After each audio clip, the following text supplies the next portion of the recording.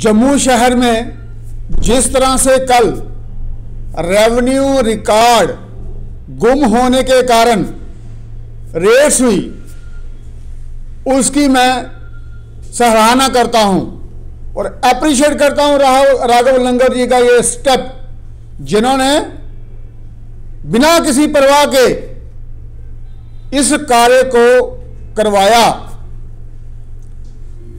पूरे जम्मू शहर में यह गोरखधंधा बहुत देर से चल रहा था, लेकिन किसी ने हिम्मत नहीं दिखाई, और दिखाई तो सिर्फ राघव लंगर ने। आप ये सोचिए कि पूरे जम्मू कश्मीर में 17,000 कनाल जमीन जो सरकारी है वो एनक्रोच की गई है। एक कनाल नहीं, 2 कनाल नहीं, 17,000 कनाल। ये अपने आप में एक चिंता की बात है। और इसमें 14 लाख कनाल जमीन जम्मू में और 3 लाख के करीब कश्मीर में जमीन पे इंक्रोचमेंट हुई है। इसका मतलब यह हुआ कि जम्मू में ज्यादा लोगों ने सरकारी जमीनों पे कब्जा किया है। कहां 14 लाख और कहां 3 लाख। इस सब कार्य को करने के लिए एक बहुत बड़ा नेक्सस काम कर रहा था, जिसमें जो लैंड माफिया था उसको इस्तेमाल करता था। कौन कौन? ब्यूरोक्रेसी में, हायर अप्स में और पुलिस डिपार्टमेंट में जो लोग थे, ये दोनों मिलके उनके द्वारा जमीनों को कब्जा करते थे और उसके बाद अपने नाम पे करवाते थे। इस सारे मोडस ऑपरेंडी को करने के लिए इन्होंने क्या किया कि जो हमारा रेवेन्यू का एक प्रोसेस होता है उसी में सेंध मार ली। रेवेन्यू प्रोसेस को बोलते हैं सेटलमेंट, और उस सेटलमेंट में सबसे फर्स्ट स्टेप आता है डीमार्केशन ऑफ लैंड, जिसको हम बोलते हैं हदबस्त, और इसको हम फील्ड बुक भी बोलते हैं। उसके बाद आता है मैपिंग, जिसको हम बोलते हैं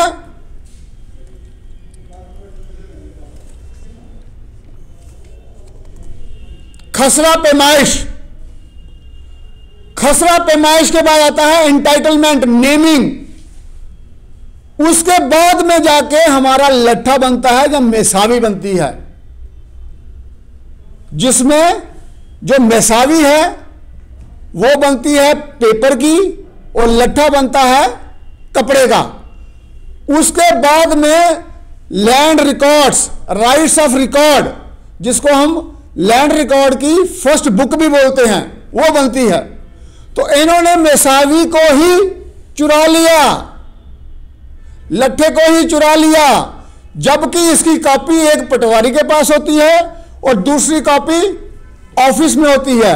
वो तहसील में रहेगी, जहां फिर हमारे जहां जो ऑफिस है यहां गोर गुजराल में, वहां रहती है। दोनों जगह से ये कॉपीज को चुरा लिया गया। तो आप खुद ही समझ लीजिए, क्या ये काम इन्होंने खुद से किया होगा? इसके पीछे ताकतें रही होंगी। और इसके बाद में आता है जमाबंदी, फर्द काटना, इंतकाल करना, विरासती इंतकाल करना, गिरदावरी वगैरह। तो आप ये देखो, ये लोग कितने शातिर थे, और एक ही जगह पे कई लोग 15-15, 20-20 साल से काम करते थे, और जब वहां से चले जाते थे दूसरे आदमी को लगा जाते थे, ताकि उनकी जो ये कारकुस्तानी है, जो उन्होंने गलत काम किए हैं, वो सार्वजनिक ना हो सकें। अब मेरी ये डिमांड है कि जितने ब्यूरोक्रेट से, जितने पॉलिटिशियन से, जितने पुलिस वाले हैं जिन्होंने भी लैंड ग्रैबिंग की है, उनके नाम सार्वजनिक होने चाहिए, और जो जो ऑफिसर इसमें इन्वॉल्व हैं उनको सलाखों के पीछे भेजना चाहिए। आप ये देखिए, हमारी गाड़ी खून पसीने की कमाई से लोग और हर व्यक्ति जमीन खरीदता है।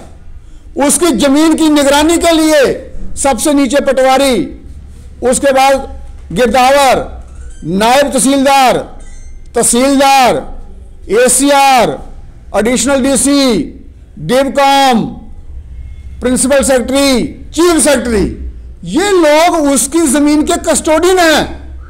जो कस्टोडियन थे उन्होंने ही जमीन गायब करवा दी। तो this is a criminal offence. जितने भी लोग उस समय थे उन सब पे कार्रवाई करते हुए ये जो 17 लाख कैनाल जमीन सरकारी कब्जाई गई है, इसका हर्जाना लेना चाहिए। टेक वन अब आपके व्हाट्सएप पर। व्हाट्सएप करिए हाय 9728253663 पर।